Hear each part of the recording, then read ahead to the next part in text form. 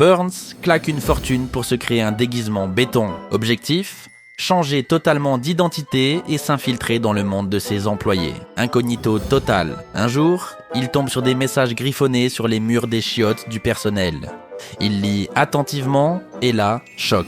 C'est que des insultes contre lui. Burns s'hallucine complet. Il n'y croit pas. Du coup, il décide d'aller voir de ses propres yeux ce que les employés pensent vraiment. Smithers lui dégote une équipe de pros du déguisement.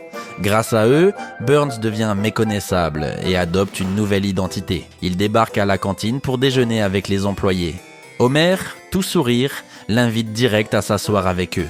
Zéro soupçon. Juste au moment où Lenny allait commencer à cracher sur Burns, bim, fin de la pause déjeuner. Les chiens de l'usine déboulent et les forces pour retourner bosser.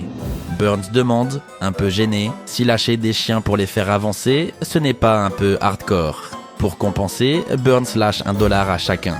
Un billet symbolique, quoi. Homer et les autres l'invitent ensuite à aller boire un coup avec eux. Après une seule gorgée de bière, Burns est déjà à moitié torché. Il oublie complètement sa mission de départ. Il commence à traîner avec eux dans les bars, fait des montagnes russes comme un gosse, va même pêcher pour leur cuisiner un repas. Pour la première fois de sa vie, Burns découvre ce que ça fait d'avoir des potes, des vrais. Et pour améliorer la vie de ses nouveaux amis, il monte même une petite mise en scène. Quand les employés apprennent ça de l'extérieur, ils sont super touchés, hyper reconnaissants des efforts de leurs nouveaux collègues. Si tu aimes ce genre de contenu, n'hésite pas à t'abonner et liker cette vidéo. Et si tu souhaites une partie 2, dis-le moi en commentaire et je te fais ça une fois que c'est fait.